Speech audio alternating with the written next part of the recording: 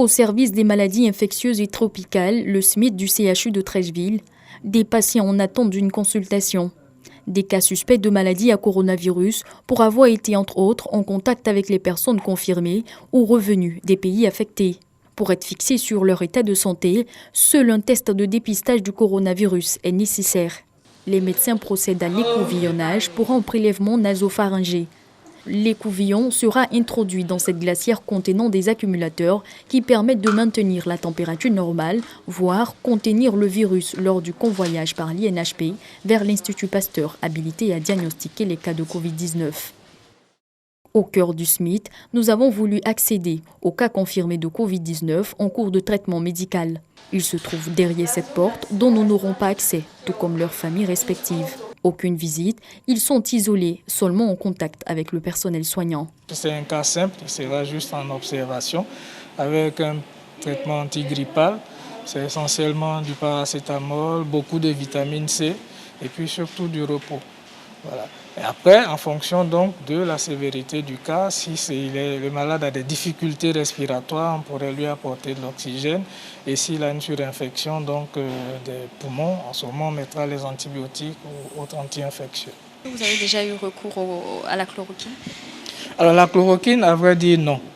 Mais certains patients qui présentent des formes, on va dire, un peu plus aiguës, avec des difficultés respiratoires, on a eu recours à des antibiotiques, par exemple, pour traiter une grosse infection pulmonaire qui parfois s'accompagne donc d'une réaction pleurale, c'est-à-dire une pleuropneumopathie. Donc on traite comme tel.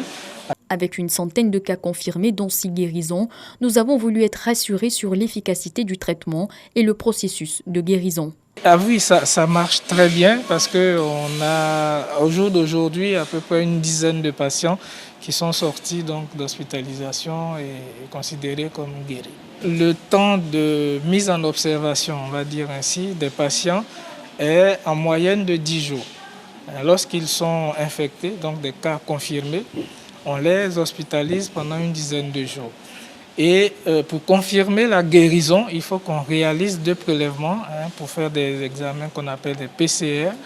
C'est des réactions d'amplification génique donc, qui vont au laboratoire et il faut 2 PCR consécutives réalisées à 48 heures d'intervalle qui doivent revenir négatifs pour qu'on dise que le patient est guéri. Donc c'est cette période qui fait que les patients prennent un peu de temps en hospitalisation.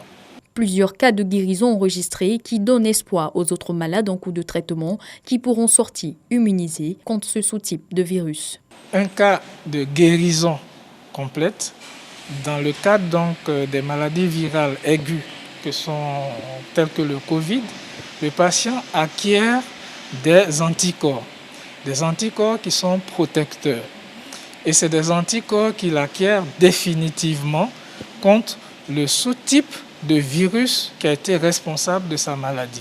Et donc, pour parler concrètement, simplement, il ne pourra plus être à même de faire une infection par ce sous-type de Covid-là.